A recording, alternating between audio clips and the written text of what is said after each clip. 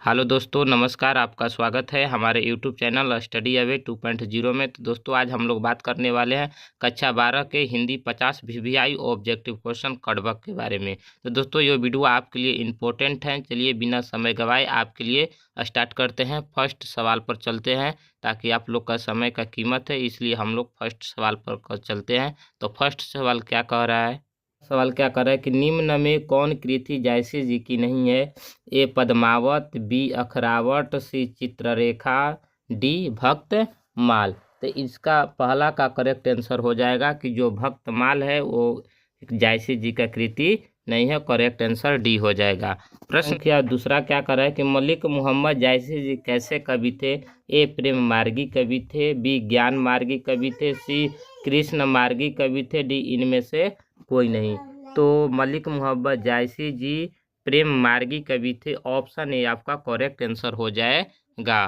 प्रश्न संख्या अगला क्या कर रहा है कि कड़बक किसकी रचना है? ए तुलसीदास की, बी मलिक मोहम्मद जायसी की, सी कबीर दास की, डी केशव दास की। तो आपका आंसर हो जाएगा कि कड़बक जो है मलिक मोहम्मद जायसी जी का रचना है। ऑप्शन बी आपका करेक्ट आंसर हो जाएगा। प्रश्न संख्या चौथा क्या कर रहा है कि प्रश्न मलिक मोहम्मद जायसी किस परंपरा के कवि हैं? ए संगुण कृष्ण भक्ति शाखा के, बी संगुण राम भक्ति शाखा के, सी प्रेमाख्यानक काव्य के, इनमें से कोई नहीं। तो इसका सही आंसर हो जाएगा ऑप्शन सी, प्रेमाख्यानक काव्य के प्रमुख कवि थे। परंपरा के प्रमुख कवि हैं मलिक मोहम्मद जायसी जी।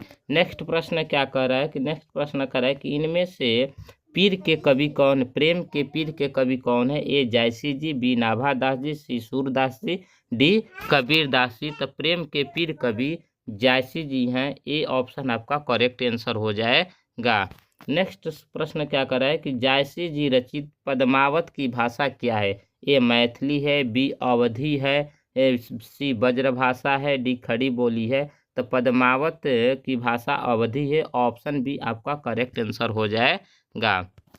नेक्स्ट प्रश्न क्या कर रहा है? नेक्स्ट प्रश्न कर रहा है कि कवि मलिक मोहम्मद जायसी जी का जन्म कब हुआ था? ए 15वीं शती उत्तरार्ध अनुमानतः 1590 में, बी ऑप्शन कर रहा है 15वीं शती उत्तरार्ध अनुमानतः 1491 में, सी ऑप्शन कर रहा है कि 15वीं शती उत्तरार्ध अनुमानतः 1492 में, डी ऑप्शन कर रहा है कि 15वीं शती उत्तरार्ध अनुमानतः 1493 में। तो 7 नंबर प्रश्न का करेक्ट आंसर हो जाएगा ऑप्शन सी, यानी 15वीं शती उत्तरार्ध अनुमानतः 1492 में इनका जन्म हुआ था। नेक्स्ट प्रश्न कर रहा है कि मलिक मोहम्मद जायसी जी का निवास स्थान कहाँ था? ए जायस कब्र अमेठी लाहौर में, बी जायस कब्र अमेठी हरियाणा में, सी जायस कब्र अमेठी मध्य प्रदेश में, डी जायस कब्र अमेठी उत्तर प्रदेश में। तो इसका करेक्ट आंसर हो जाएगा कि इनका करेक्ट आंसर हो जाएगा ऑप्शन डी, जायस कब्र अमेठी में इनका उत्तर प्रदेश में जन्म हुआ था मलिक मोहम्मद जायसी जी का।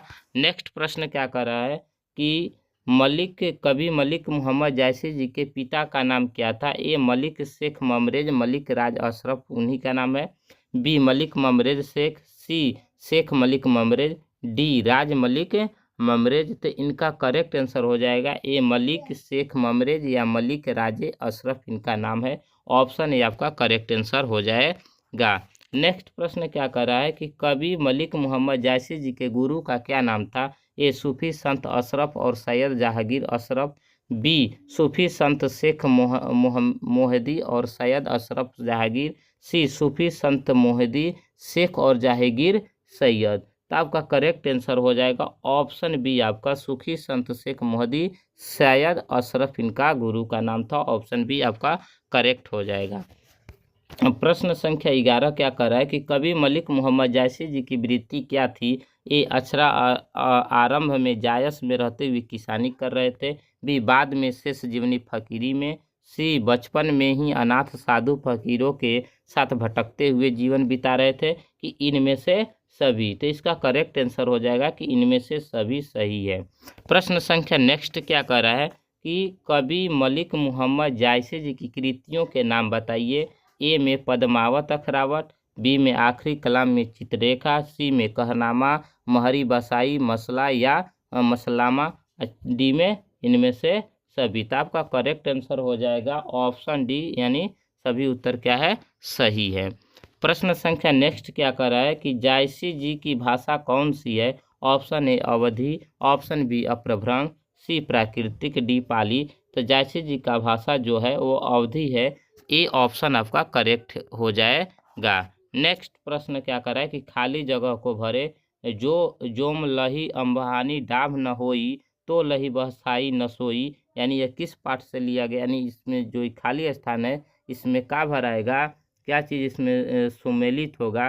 तो ऑप्शन आपका सुगंध इसमें भराएगा, लही सुगंध। ऑप्शन बी जो आपको चैप्टर पढ़ाया जाएगा उसमें दिया है। नेक्स्ट प्रश्न क्या कर रहा है कि खाली स्थान को भरे कि धनी सो रिक्त स्थान जस किरत जासु, फूल मरे पे मरे नवासु। इसमें खाली स्थान पर क्या भराएगा कि धनी सो खाली स्थान जस किरत जासु, फूल मरे पे मरो नवासु। तो 15 नंबर सवाल का आपका करेक्ट आंसर हो जाएगा पुरुष, यानी सी ऑप्शन आपका करेक्ट हो जाएगा, पुरुष नहीं होगा। प्रश्न संख्या 16 का है जायसी जी ने अपनी एक आंख की तुलना किससे की है। एक कमल से, सरोवर से, झील से, डी दर्पण से। तो जायसी जी ने अपनी एक आंख की तुलना दर्पण से की है। ऑप्शन डी आपका करेक्ट आंसर हो जाएगा। मलिक मोहन नेक्स्ट प्रश्न क्या कर रहा है कि मलिक मोहम्मद जायसी जी की मृत्यु कब हुआ था। ए लगभग 1548 में, बी लगभग 1540 में, सी लगभग 1549 में, डी लगभग 1550 में। तो आपका करेक्ट आंसर हो जाएगा बी ऑप्शन, लगभग 1540 ईस्वी में इनका मृत्यु हुआ था। नेक्स्ट प्रश्न क्या कर रहा है कि चित्ररेखा किस कवि की रचना है। ए मलिक मोहम्मद जायसी जी के, बी गजानन माधव मुक्तिबोध के, सी जयशंकर प्रसाद के, डी रघुवीर सहायक के। तो चित्ररेखा मलिक मोहम्मद जायसी जी की रचना है। तो दोस्तों आज के वीडियो में इतना ही तक। अगर आप लोग को वीडियो पसंद आया है तो अपने दोस्तों के साथ अधिक से अधिक शेयर करें, ताकि और भी स्टूडेंट इस चैनल से जुड़ सके, और लाइक करें और चैनल को अधिक से अधिक सब्सक्राइब करें। Thanks for watching video.